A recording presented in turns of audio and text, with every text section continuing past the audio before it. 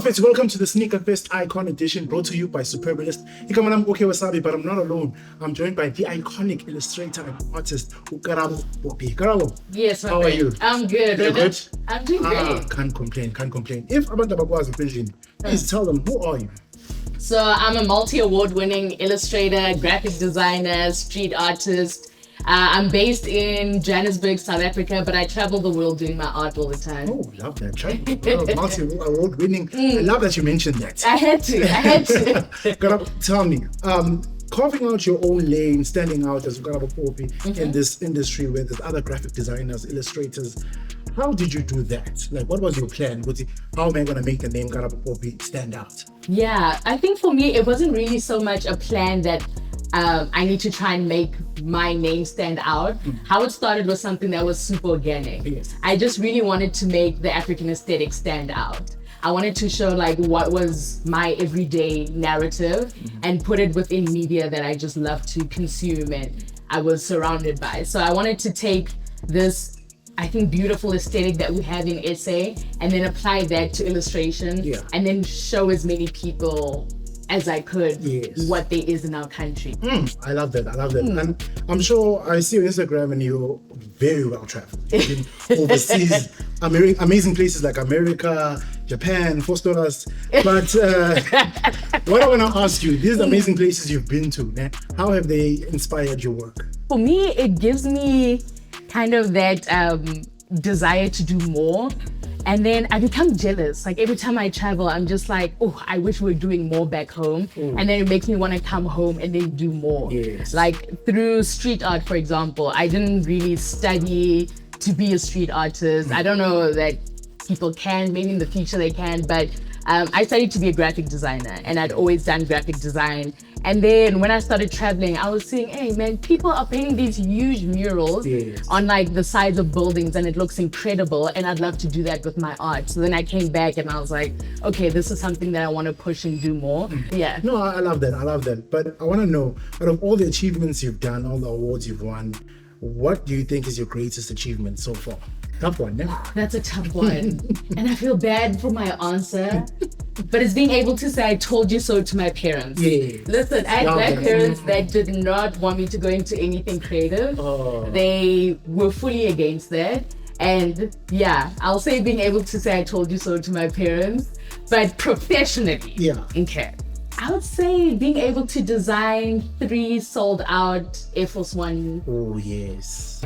We saw the likes of Kylian Mbappe wearing them, LeBron James, yes. Rhapsody, Conceited, my favorite battle rappers, like they wearing my sneakers and just seeing like icons that I look up to. Yes. Finding themselves within something that I designed, like that for me, I don't think anything can really replace that kind of feeling. That's amazing. That feels amazing. I'm sure. Tell me, when you're designing a sneaker, what's your approach? How do you approach it? Like, if you're to that spot where you're like, okay, I want it to look like this by the time I'm done with it. I think how I approach it is how I approach every one of my designs. Like having the idea of timelessness. Yeah. Like I don't want someone to be able to say, you can see this was something that was hot in like 2018, but we don't really wear that. We don't do that anymore. I want something that's gonna withstand the test of time. Like you must be able to look 20 years ahead and still find relevance, and 20 years in the past and still find its relevance then. So anything that I think you can't root in time and can live past even my whole lifetime is like what I look for in artworks and what I want my art to have. Love that. Now, let's talk sneakers. Yeah. The reason why we're here. Tell me, is there one silhouette that you would choose over every silhouette every time? I know that's a tough one, but Is it? one that's like, no matter what, it needs to be in your closet. Listen, there's a silhouette that has proven itself time after time, decade after decade. Yeah. The Air Force One.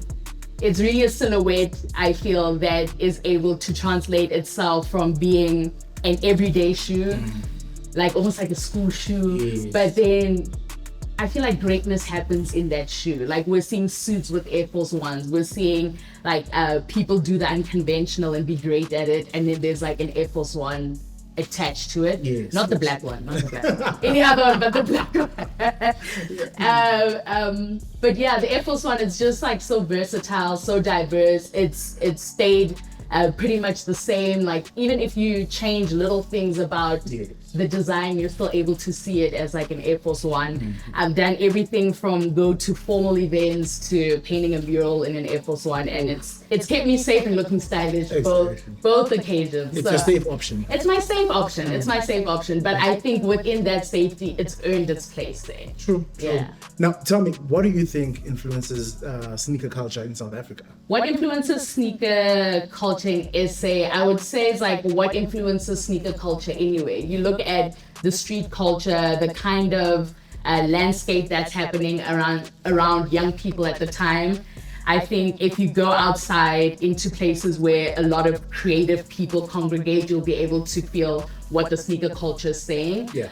And then tell me about the feeling you get when you get a brand new pair of shoes and you just style them, brand new pair of sneakers, Air Force Ones, whatever the silhouette is. How do you feel in that moment where you take it out of the box, you smell it, you see it's brand new, and you need to think of an outfit for the shoe?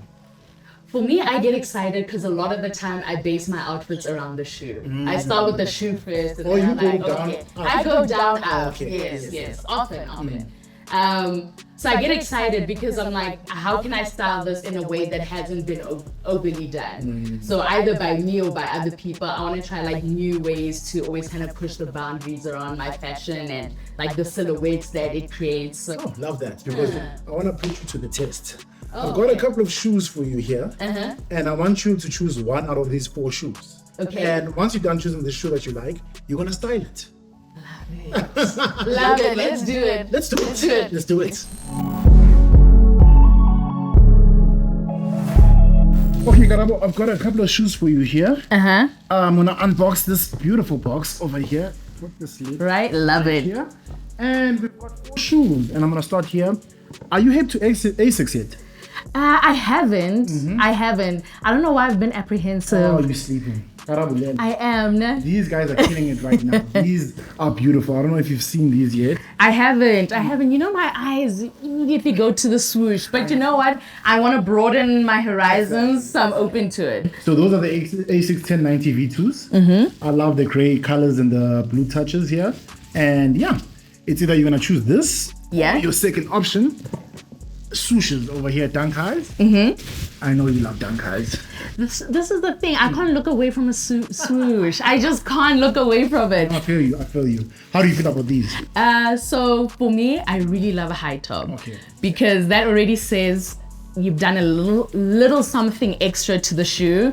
And I think if you have very long legs, as we would know, being the tall people that we are, sometimes the pants don't cut where you need them to cut. So this extra piece will then like compensate for that. So that's why I really like high tops, but I'm not making my decision just yet. Okay, maybe let's go to number 3.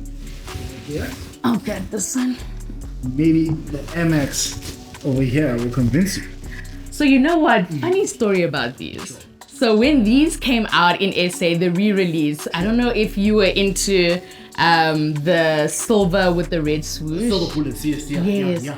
I had just moved to Joburg, right? And I was so jealous because everyone was buying these, but I was a broke illustrator at the time. Broke illustrator, and I was like, one day.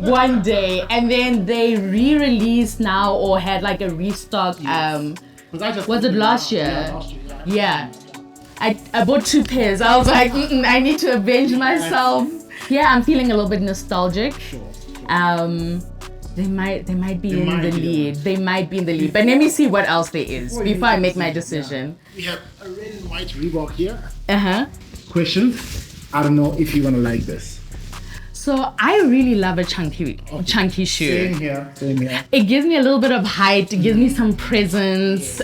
So, and I feel like it's really forgiving with how your pants fall at the bottom. True. So I love a chunky shoe for that. But I've never given Reebok a chance, hey? Oh, these are classics. And Reebok used to be like my dad's shoe. Actually, it still is. It still is to this day. So I don't know if I want to be nostalgic in that sense or nostalgic to broke illustrator me. Like, you know what? I'm sorry for how it was, girl. I'm gonna make it up to you. One day. So yes, when do I need to make my decision? Now. Right now. And I can only choose one. One. And I should be here for the whole day. Just I would ask you what you think, but you know what? me, all of them, Shem. Now it's a tough decision for me. I'm not sure. You're gonna make it difficult for me when it comes to styling. You know what? Yeah. I'll give myself a little bit of a challenge. Okay. I'll go to a colorway that I wouldn't Necessarily true. ordinarily choose. Yeah. So I'm gonna go with these. Okay. Wonderful. I'm gonna go with these. Okay, but first, let's see what Karabo has in store for us. She's gonna kill these, I already can tell. Green, blue, black, yellow. Yeah, the gum sole, right? This color, you're gonna kill this Karabo. Let's see what you can do. Let's do it.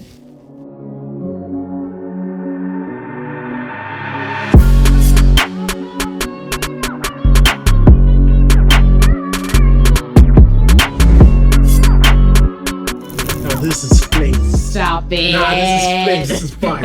Is it making sense? Oh, they're communicating on combo right now. Listen, you kind of took me back to my sagging days. I was just like the velour tracksuit. I can't wear it where my waist is.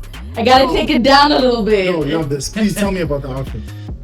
So I saw the shoes and I was like, you know what? This may seem like an old trope, but I kind of like matching colors. So I know we've been doing it for long. I'm still doing it now. I'm there too. So I saw the green and I was like, let me look for something else that's gonna pick up on the green. Okay. And when I saw the track pants, I was like, okay, let me take myself back to my sagging days.